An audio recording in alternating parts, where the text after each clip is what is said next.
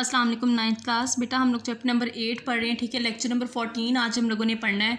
और हम लोगों ने लास्ट लेक्चर के अंदर बैलेंस डाइट पढ़ी थी, ठीक है, कि कितने न्यूट्रिएंट्स कौन सी एज के बंदे को चाहिए, किस तरह की एक्टिविटी के दौरान कितने न्यूट्रिएंट्स चाहिए, और जेंडर मेल या फीमेल के अंदर किस तरह से कितने न्यूट्रिएंट्स किस अमाउंट में चाहिए होते हैं, ठीक है। ये हमने लास्ट लेक्चर के अंदर पढ़ा था। आज के लेक्चर में बेटा हमने प्रॉब्लम्स पढ़नी है न्यूट्रिशन के लिए, ठीक है, कि न्यूट्रिशन के अंदर अगर कोई हमारी balance for example balance diet नहीं है, ठीक है, रिक्वायरमेंट के अकॉर्डिंग, तो उसमें क्या प्रॉब्लम हमारी बॉडी के अंदर आ सकती है, उसमें कोई डिजीज़ हो सकती है, डिसऑर्डर हो सकता है।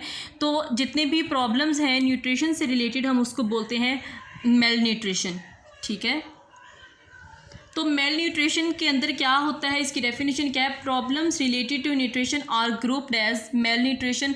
मतलब ये कि न्यूट्रिशन के अंदर अगर कोई चेंज आ जाता है, ठीक है, हमारी अकॉर्डिंग टू रिक्वायरमेंट्स हमारी न्यूट्रिशन नहीं है, हमारी डाइट बैलेंस नहीं है, तो उससे हमारी बॉडी के अंदर कोई डिजीज़ हो सकती है, ठीक है, चेंजेस आ सकती हैं। तो उसको सारे वो जो प्रॉब्लम्स होते हैं वो उनको कहा जाता है मेल न्यूट्रिशन।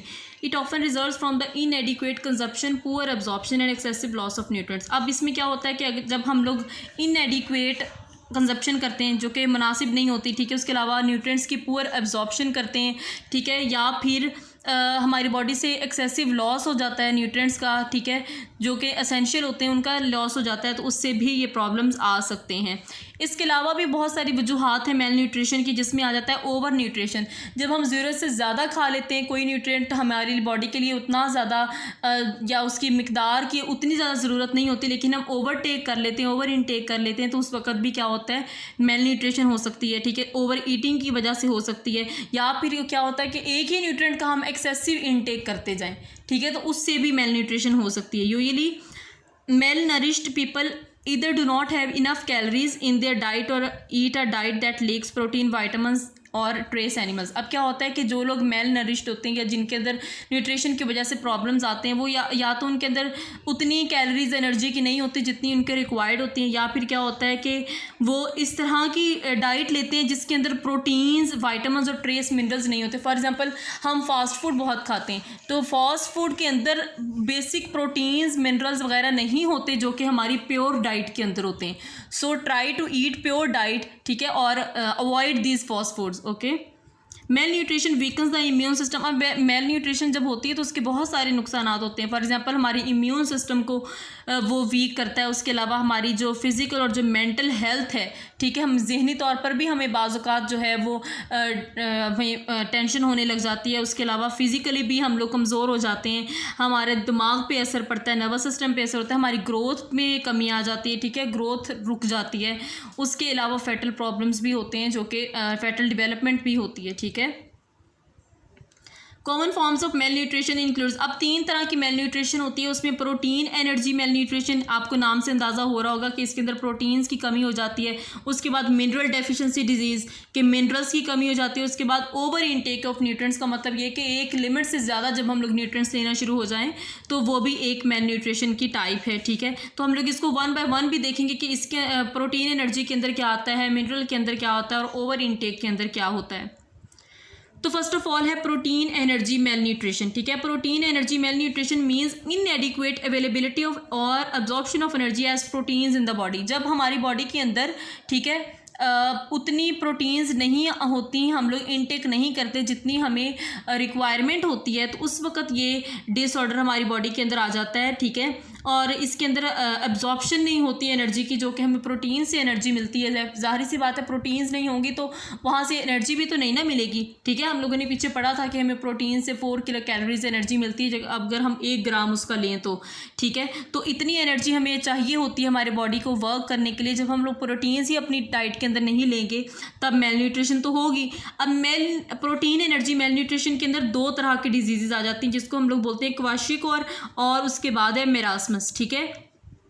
क्या इसका नाम है? क्वाशियोर और मेरास्मस। ये 2 तरह के डिजीज़ हैं जो कि प्रोटीन के लेक की वजह से होती है। सबसे पहले हम लोग देख लेते हैं कि क्वाशियोकोर के अंदर क्या होता है, ये किस तरह की डिजीज़ है। It is due to the protein deficiency at the age of 12 months when breast feeding is discontinued. अब जब बेबी हो जाता है ना 12 मंथ्स का, ठीक है, आफ्टर बर्थ, तो मदर उसको फीड कर रही होती है, ठीक है। जब वो मदर फीडिंग ख़त्म हो जाती है और पूरा 1 साल का बेबी हो जाता है, तो उस वक्त क्या होता है कि प्रोटीन की डेफिशिएंसी होना शुरू हो जाती है, ठीक है। तो उस वक्त क्या होता है कि बेबी की डाइट को स्ट्रॉन्ग करना चाहिए, उस तरह की डाइट देनी चाहिए जिसके अंदर प्रोटीन्स बहुत ज़्यादा होती हैं, ठीक है। लेकिन अगर वो प्रोटीन्स उतनी उसको नहीं रिक्वायर्ड मिल रही तो उस वक्त प्रोटीन की डेफिशिएंसी हो जाती है, ठीक है।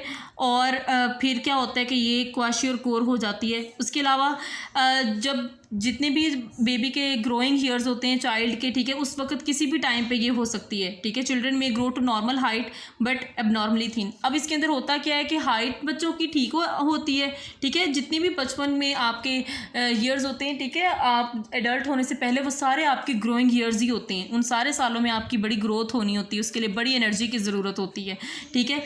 अब वहाँ पे क्या होता है, चिल्ड्रन नॉर्मल तो हाइट तो उनकी नॉर्मल होती है लेकिन वो थिन बहुत होते हैं, ठीक है। और वो वाज़े तौर पर नज़र आते हैं कि वो आम इंसानों से बहुत थिन होते हैं। तो ये उसकी एक तरह से सिम्टम है क्वाशियोकोर के जो होते हैं, ठीक है, पेशेंट्स की। उसके बाद मेरास्मस, ये भी प्रोटीन की डेफिशिएंसी की वजह से होती है। It usually develops between the age of 6 months and 1 year. ये भी जब 6 माह का बच्चा होता है, ठीक है, और उसके बाद 1 साल तक, ये इन दोनों जिसके दरमियान ये डिजीज़ जो होती है वो हो सकती है। अब इसके अंदर क्या होता है कि patients lose their fat and muscle strength and acquire a skeletal appearance. अब इसके अंदर क्या होता है बेटा कि फैट जो होता है ना, हमारी जो बेटा जो हड्डियाँ होती हैं उसके ऊपर जो फैट सारा होता है, ठीक है, वो जो हमारे बॉडी का सारा मैस बनाता है, अगर वो फैट लूज हो जाए, मसल, उससे क्या होता है कि जो हमारे मसल्स होते हैं उसकी वो वीक होना शुरू हो जाते हैं। जब मसल वीक होते हैं तो बॉडी ऐसे लगता है बस एक ढांचा ही है, और रियल में ऐसे ही होता है इस डिजीज़ के अंदर। Children with marasmus show poor growth and look small for their age, ठीक है। अब बच्चे क्या होता है कि डेफिनेटली अब फैट तो है नहीं, बहुत ज़्यादा कमज़ोर होते हैं, तो बच्चे अपनी एज से बहुत कम लगते हैं, ठीक है। एज ज़्यादा भी हो तो बच्चे थिन लगते हैं। ये था आज का लेक्चर। आज हम लोगों ने सिर्फ प्रोटीन डेफिशिएंसी की वजह से जो डिजीज़ होती है वही पढ़ी है। इसको अच्छी तरह से कीजिएगा। I will see you in the next lecture. Till then take care of yourself and अल्लाह हाफिज़।